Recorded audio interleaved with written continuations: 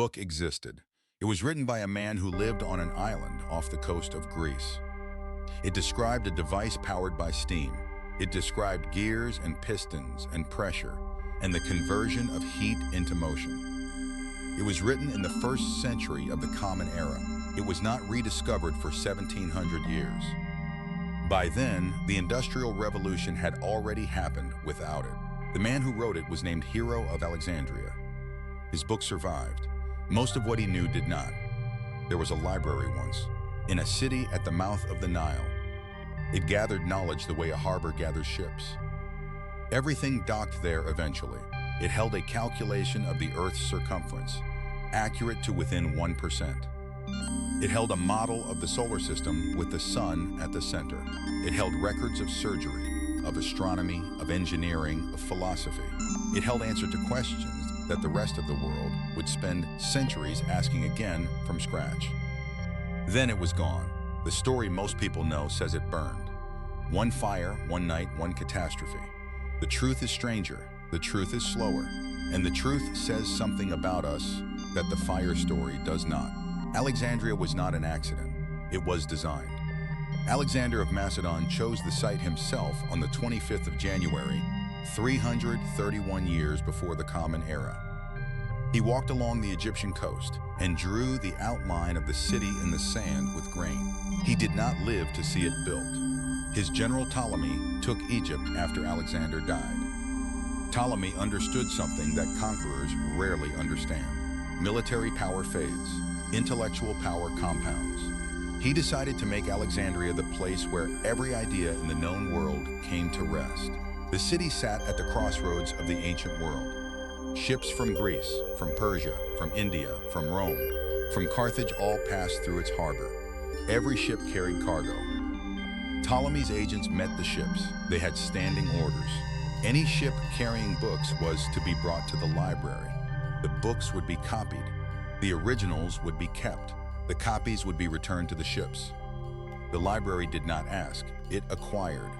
This is the detail the story always leaves out. The Library of Alexandria was not a monument to generosity.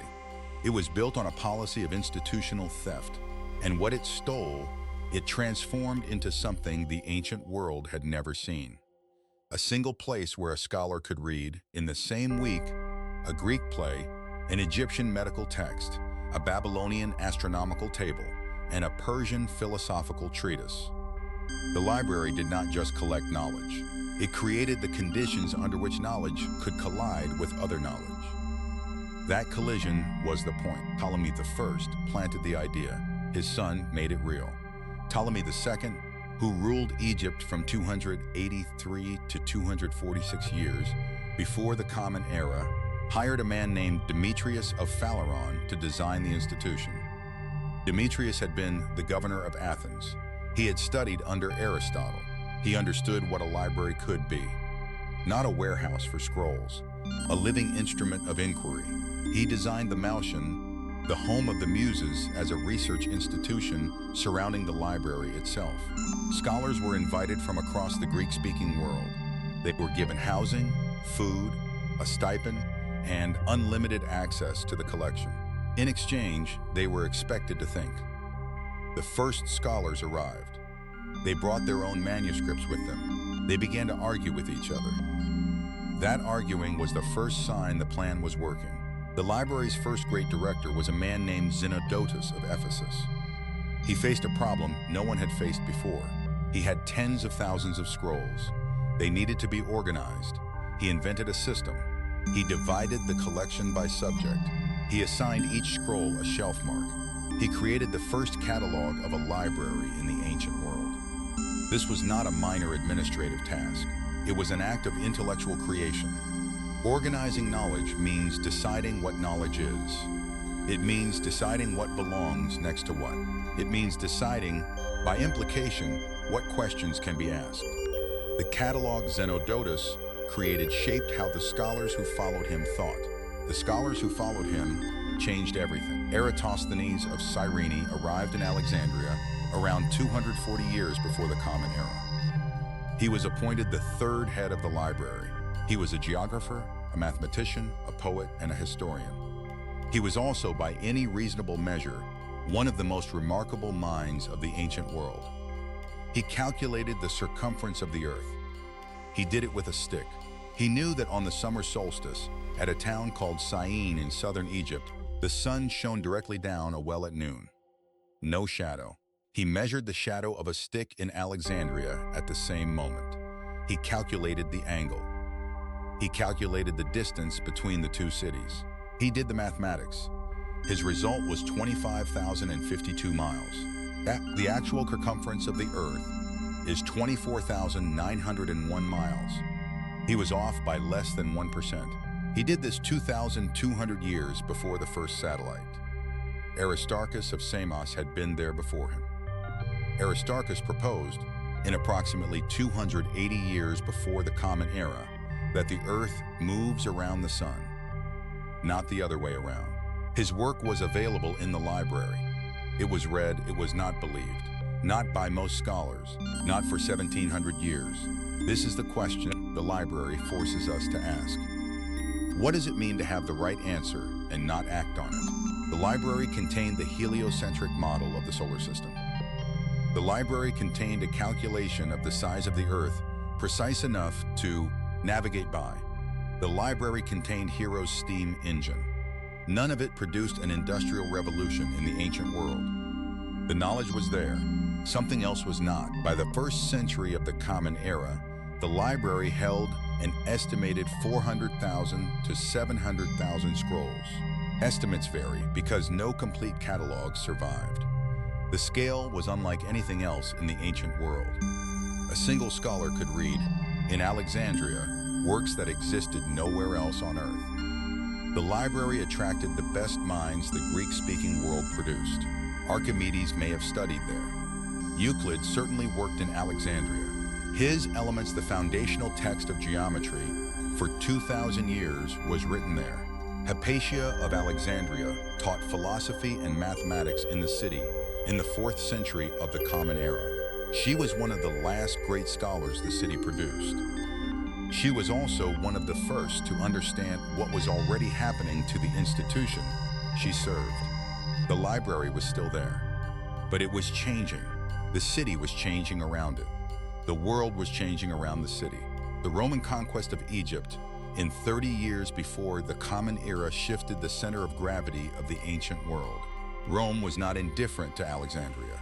Rome was deeply interested in Alexandria, but Rome's interest was in the city's grain, its trade, its harbor, its strategic position, not its scrolls. The library had been built by a dynasty that believed knowledge was power.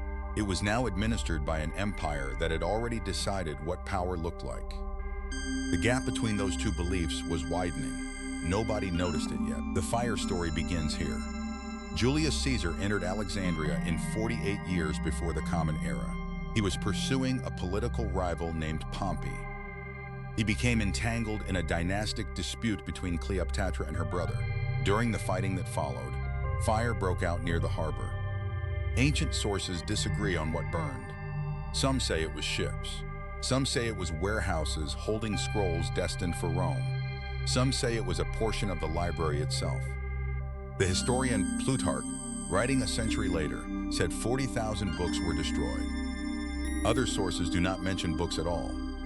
What is certain is this: whatever burned, the library continued to function for centuries afterward. The fire of Caesar's war, if it reached the library at all, was not the end.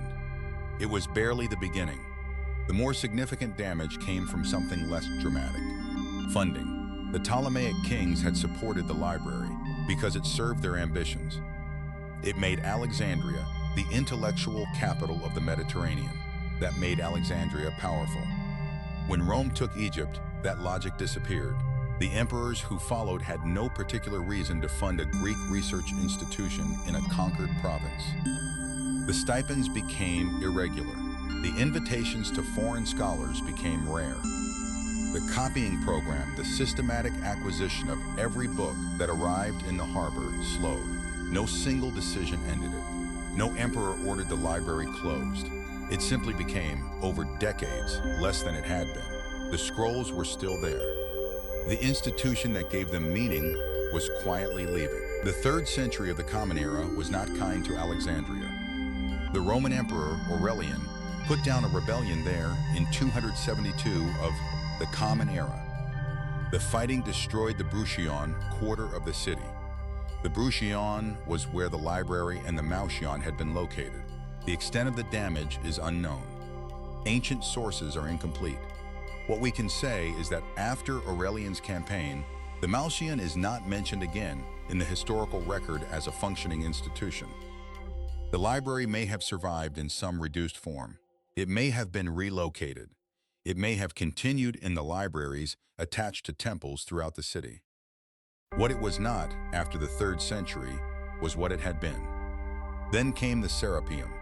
The Temple of Serapis in Alexandria held its own substantial collection of books. It served as a secondary library, or perhaps a remnant of the original. In 391 of the Common Era, the Christian Emperor Theodosius ordered pagan temples throughout the empire to be closed. The Serapeum was attacked by a Christian mob under the direction of the city's bishop. The temple was destroyed. The books inside it were destroyed or dispersed. Hypatia of Alexandria was still teaching philosophy and mathematics in the city. She had nothing to do with the Serapeum. She was not a pagan cult leader.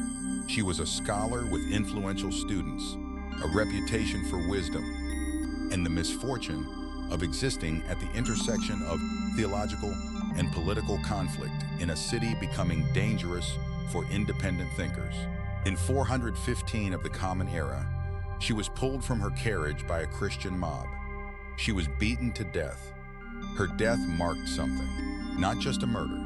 The end of a kind of person Alexandria had once been designed to produce. The Arab conquest of Egypt in 642 of the Common Era is the 3rd fire in the story. The Arab general Amr ibn al-As is said to have asked the Caliph Omar what to do with the books of Alexandria. Omar is said to have replied with words that have echoed through history. If the books agree with the Quran, they are unnecessary. If they disagree, they are dangerous. Either way, burn them. The story is almost certainly false.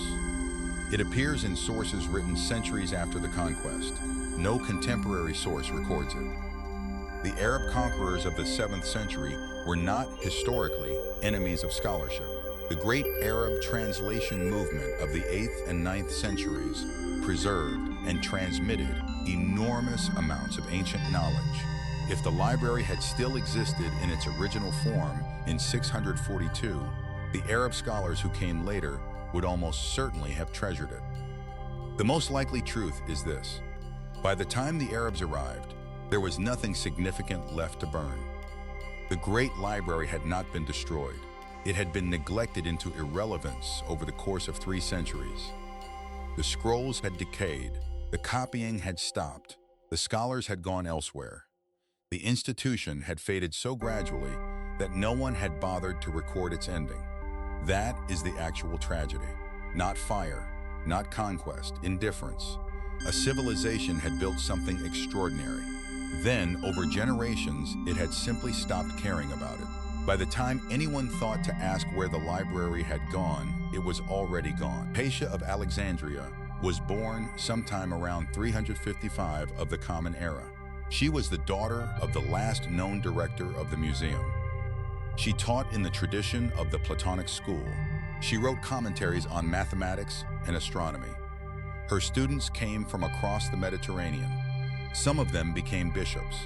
One of them, a man named Synesius of Cyrene, wrote her letters that survive today. He called her his teacher. He asked her to review his astronomical instruments. He told her he missed the conversations they had shared. He was one of the last people alive who had sat in the kind of room the library was designed to create. A room where a person could ask any question.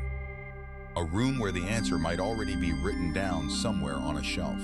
That room was gone by the time Hypatia died. The library was gone.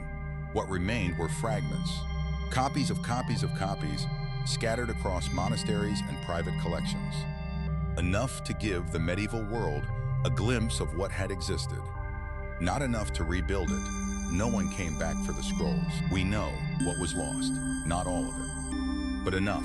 Aristarchus proved the Earth moves around the sun. The proof was in the library. Copernicus rediscovered it 1700 years later. Eratosthenes measured the Earth. The measurement was in the library. Columbus sailed west into the Atlantic 1400 years later, using a different, less accurate calculation. Hero built a steam engine. The design was in the library. The Industrial Revolution arrived 1800 years later. The question the library forces on us is not what was destroyed. It is what was possible. A world that retained, transmitted, and built upon what Alexandria contained might have reached the 19th century in the 9th. It might have looked entirely different. It might have been better. It might have been worse. We cannot know. What we know is that the knowledge existed. What we know is that it was not the fire that took it. It was the slow withdrawal of the human attention required to keep knowledge alive. Every generation must decide what it values enough to copy. Every civilization leaves a library behind it. The question is not whether that library will burn. The question is whether, long before the flames, anyone noticed it was being forgotten. Hypatia was born in a city that had once been designed to make her possible. She died in a city that had forgotten why. The greatest library in the ancient world was not destroyed in a night. It was abandoned, slowly, over centuries, by the civilization that built it. That is not a story about fire. It is a story about what a civilization decides to stop protecting. And it is a story without a clear ending, because the decision is never made once. It is made every day. If this story made you stop and think about what we choose to remember and what we allow to disappear, subscribe to this channel. Every week, we find the stories that history almost forgot.